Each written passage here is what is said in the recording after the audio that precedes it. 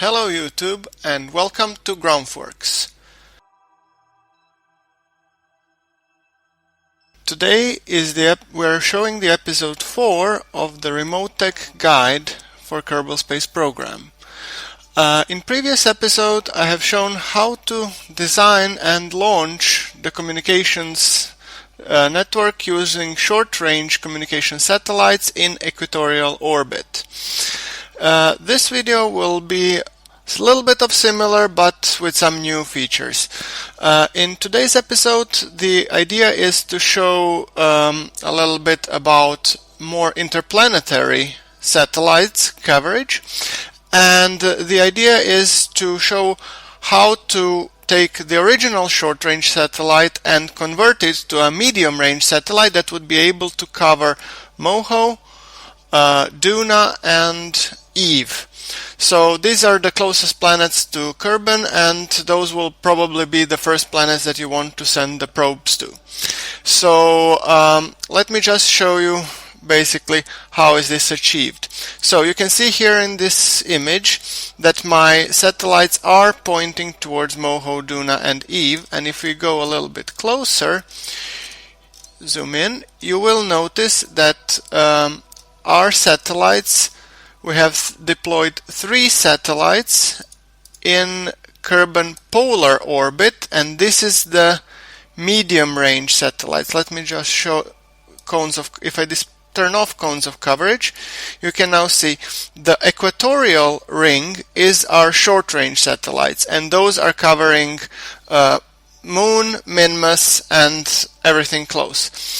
The interplanetary satellites, or the medium range satellites, I have put in polar orbit, so they have better coverage when traveling out of the Kerbin system. So if you want to travel outside to say Duna or Eve, those in polar orbits have better chance of maintaining a constant connection. And also it's a little bit different from the ones that are in equatorial orbit. So let me now show you how one of those satellites looks like. This satellite is using some components from the near future mode, and that one is the near future solar panels and the near future batteries, which we included in the original one. So you can, if we examine it, you can see that it has 4 antennas. Again, one of them is used for covering active craft, one for Moho, Eve and Duna. You have to keep in mind that wherever you go, you will always want one antenna with the longest possible range to be covering your active craft. And that is the sole reason to have one additional antenna, and that one will be covering transfers. So your craft, when it transfers from Kerbin to, for example, Duna. Now I will show you. So here you can see what the satellite looks like. If you look at from the perspective, it's same deployment as we did in equatorial, just those medium range satellites are in polar orbit. And as you can see, they're quite often bouncing the signal from the short range satellites, and that's why you want each and every one of them to still have an omni satellite antenna. And as you can see, they are also deployed in 1,500 kilometer orbit roughly, just a little bit further so they don't collide with the current ones. Okay, now let me show you once again. If you see, so here is the short range satellite coverage, and if we zoom further out, these are the satellite coverage for the interplanetary ones. Okay, now let me show you how to convert a short range satellite into a medium range satellite. Okay, now we are in the vehicle assembly building, and we will load our satellite. Let's see, Kerbin short range communication satellite near future. Let's see.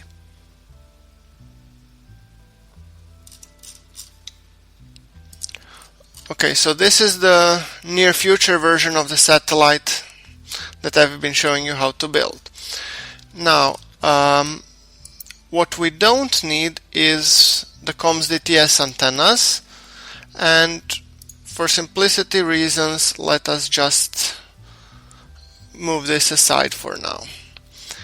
So, what we do have is we do have the communitrons, and let us just quickly rename this as Medium Range Communication Satellite, and let us add from the near future electrical another battery set,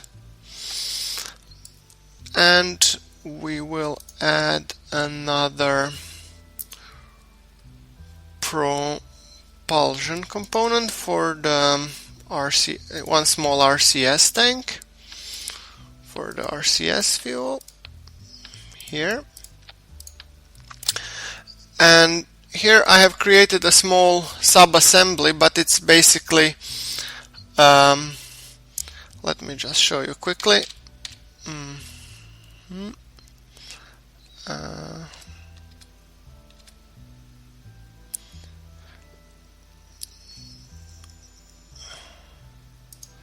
Okay, so this sub-assembly contains one powered hinge, two small cubic octagonal struts, and Communitron 8888. And if you can see, I have deployed them four of them in a 90-degree angle. So what I want to do is want to make sure that you limit the scale and also the rotation of your powered hinges. So 90-50, 90-50. It doesn't hurt to just double check. Fine. And now what you want to add the bottom part as we did before, and let us just quickly remove these parts because we won't be needing them. This is the engine and the lights that we had, so these, and we also need to add the solar panel. So once again, we want to double check our consumption. We said Kerbin, and we will putting them in around Kerbin, and 1,500 kilometers. So that means the darkness time will be 15 minutes 38 seconds. Given that we have enough batteries to last us 21 minutes and 18 seconds, we have more than enough batteries.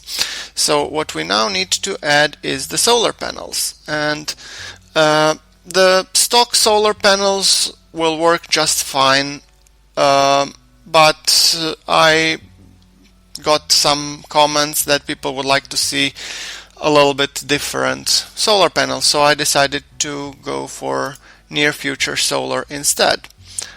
And they were actually right. Some of them look really cool.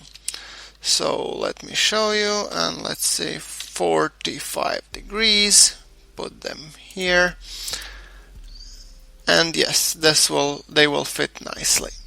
So now what we want to set up for the satellite are action groups, and I typically put for custom 1, I put the Communitron toggle. For the 2, I put all antennas to activate.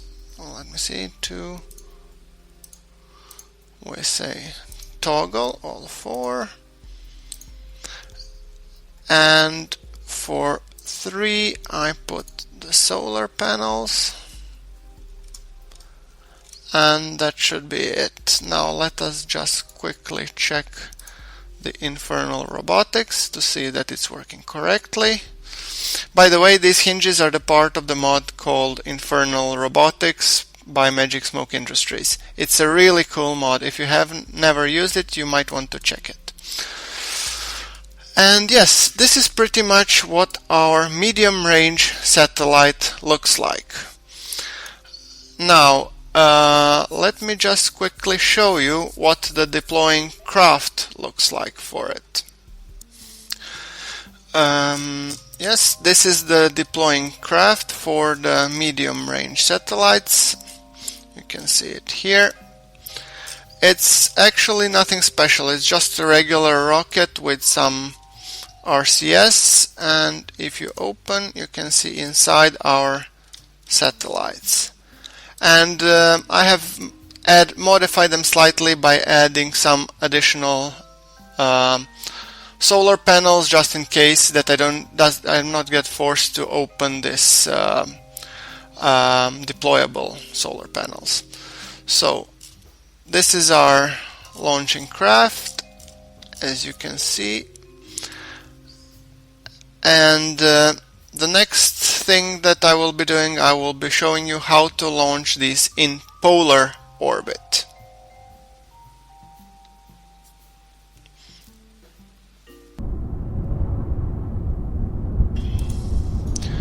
Okay, so now our rocket is on the launch pad, and you will notice that this one is being launched as an unmanned vehicle. And this is thanks to the Reflectron Omni antenna. This is a very short range antenna which will not break in atmosphere. You will also notice that if you look on the map that it is exactly dawn at the Kerbal Space Center, and this is intentional because we plan to launch our satellites into polar orbit this time. And if we launch at dawn, that means that our satellites would be rotating in the polar orbit around Kerbal and will be constantly exposed to sun, at least for some time to be. So without further ado, let us launch this rocket. 3, 2, 1, ignition. It has a slightly lower thrust-to-weight ratio, but it is still more than acceptable. Only thing we need to watch out for is the overheat, to make sure it does not go too far out.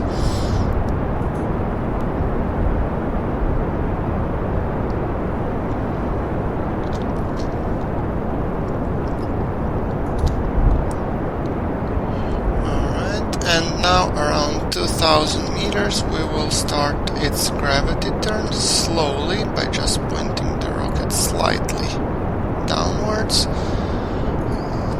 and letting it do its thing, hopefully.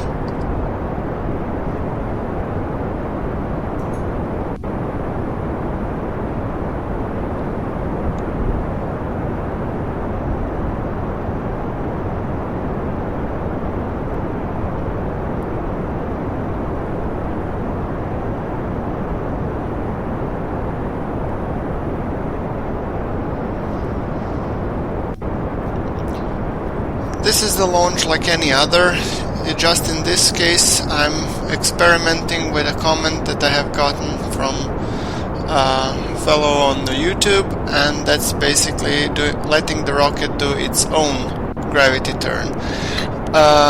He initially suggested that I turn at 1000 meters altitude, but since my rocket has lower thrust-to-weight ratio, I thought it would be a good idea to actually turn it a little bit later.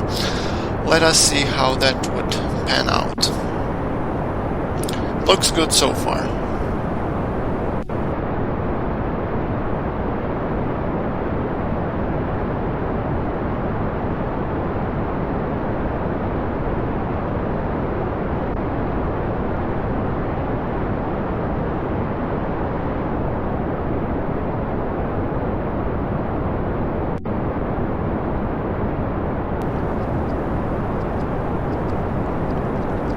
And as you can see, I'm slightly turning from the trajectory because I want us to go into a polar orbit. Okay, let us go to 110.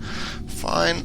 let's ditch the fairings and let us turn on the lights, and let us extend one of the Communitron antennas to continue and maintain a connection. Fine. And let us just continue to turn slightly and to raise our apoapsis a bit. I just want to turn as far as possible so that my turn towards polar orbit is as efficient as it can be. So let us try like this.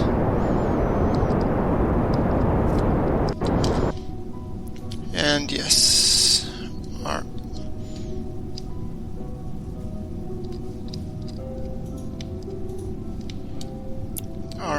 polar orbit is definitely improving. I don't want to burn too much, otherwise I'm gonna use too much of the delta V. I think that's good enough.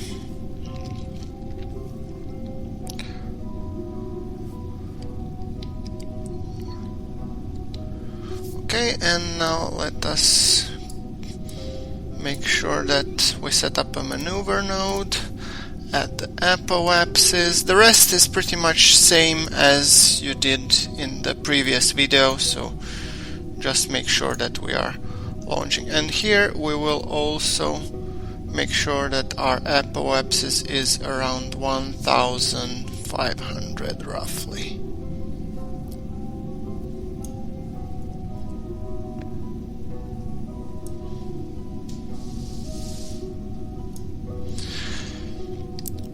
$1,500 and let's say, yeah, so this is enough. We might get tight on the fuel, but since we don't have a pilot, we pretty much don't need to return this craft back to Kerbin. We can just go to the radio station and make it self-destruct if we need to.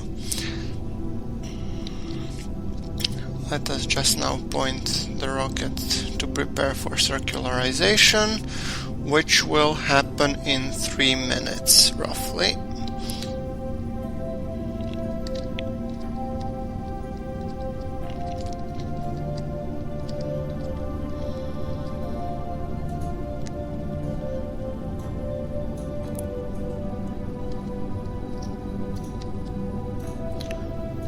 So this is pretty much same as what we did in the last video.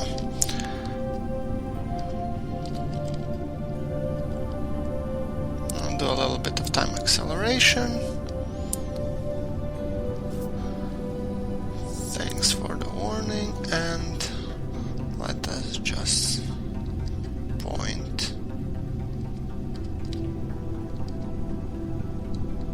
And some 10 seconds before the actual maneuver node, we will do the burn. So, oops, here we go, and we are burning.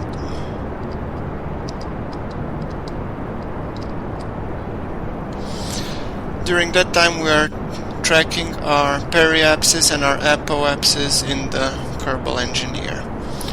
So the goal is to get apoapsis to the 1500 and a little bit over.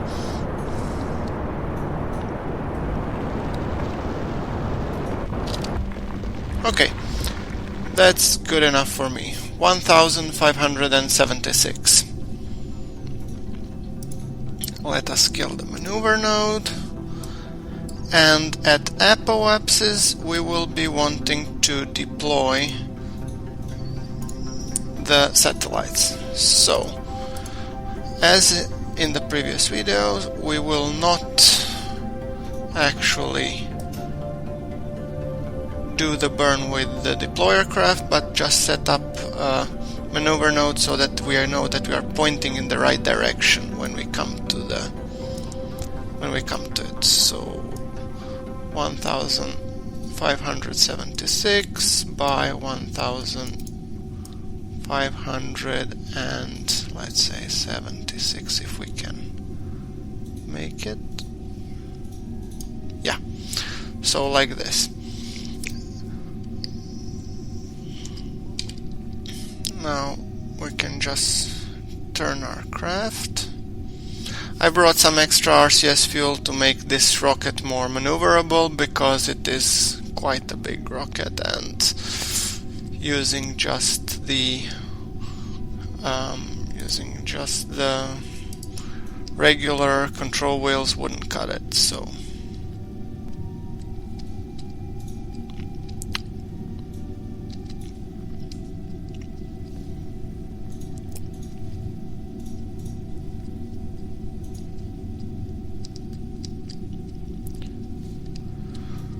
okay, so the rocket is roughly pointed where we want it to be, and now we will just go and accelerate time until we get close to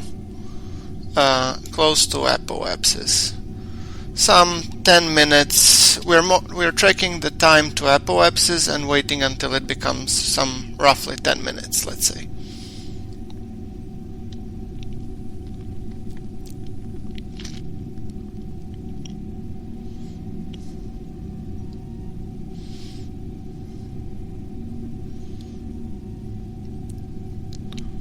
Okay, there we go, 10 minutes, and let us prepare for satellite deployment. So, pretty much similar as we did in the last video. First thing that we want to do is activate the communitron.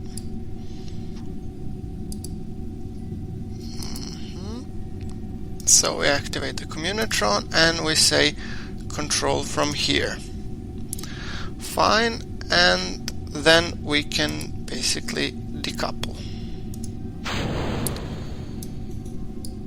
Okay, so that's the first satellite launched, and now we will activate the engine and we will create a maneuver node for the satellite itself.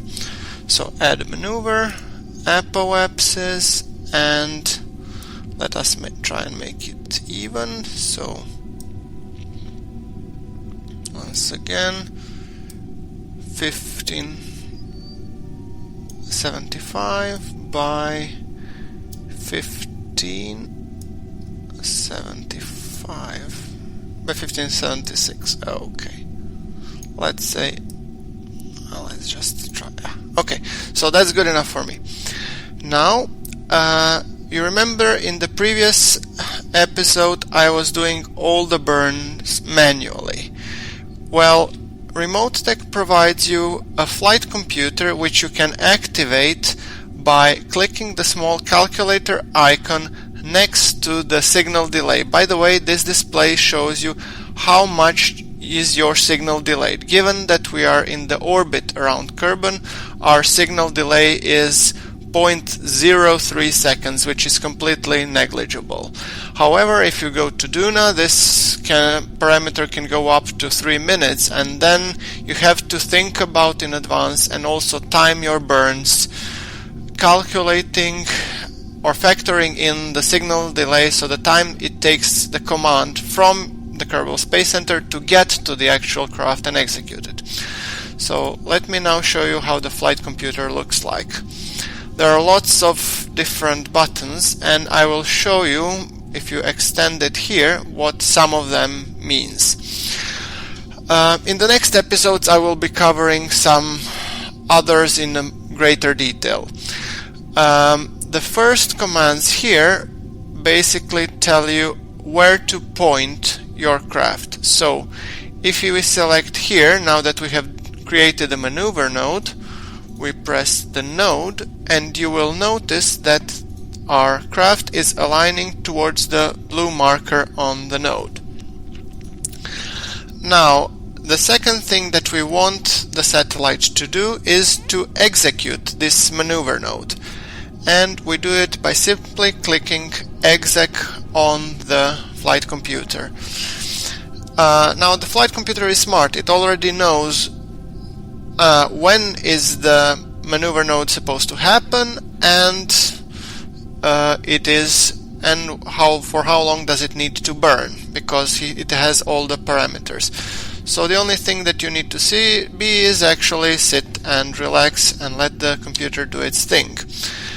One thing to be very careful about is that make sure that your engine is activated. Last time when I was doing a trial run for this episode, I forgot to activate the engine, and that was actually rather embarrassing. Now, let us just do a time acceleration until we get close to the maneuver node.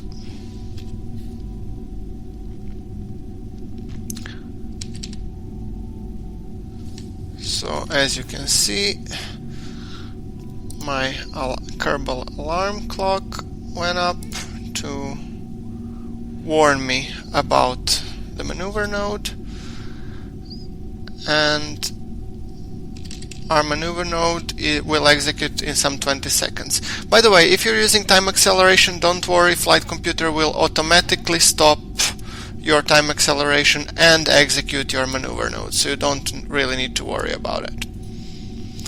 So 5, 4, 3, 2, 1, and execute. You will notice I'm not pressing anything. This is flight computer doing entirely on its own. And we can track our periapsis in the Flight Engineer.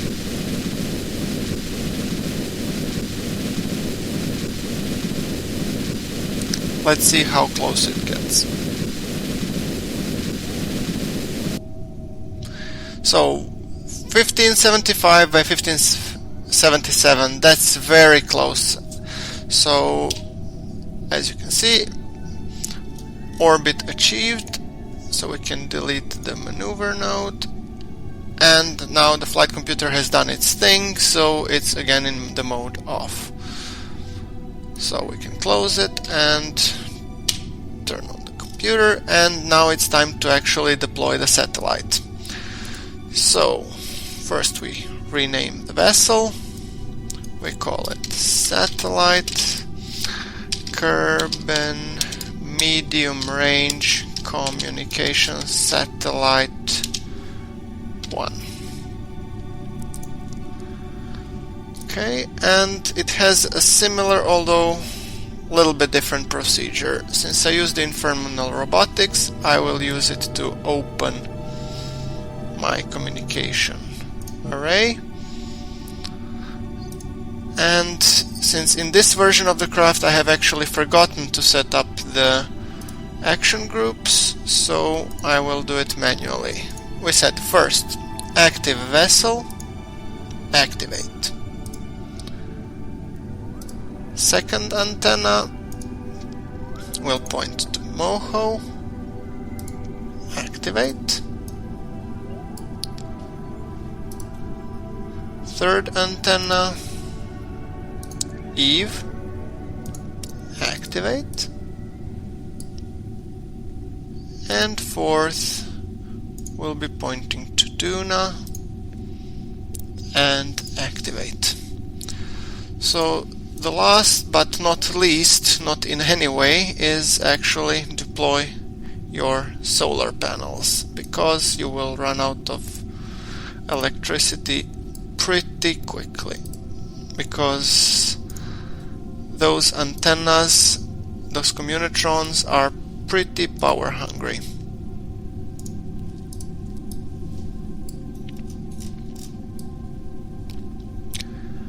And that's it. This is how you deploy a medium range communication satellite. Last thing to do is shut down the engine that we don't mess it up, and if you want you can turn it towards the sun, but it's not exactly necessary. Just a matter of aesthetics. Yeah. Okay, so you can see this is the first satellite, and if we show cones of coverage, it is covering what we want it to cover. Those 3 planets that we will be going to soon. So I will not show you how to deploy the other 2 because it is the same procedure as we have shown in the previous video, both in terms of when to deploy and how to tweak them to get them to the exact place where you want them to be. I hope that you find this video useful, and if you like the video, please do like the video and hit that subscribe button. It helps me out a great deal. So I'm looking forward to your comments, and I will see you again on the next RemoteTech tutorial powered by Groundforks. This is Groundforks signing off.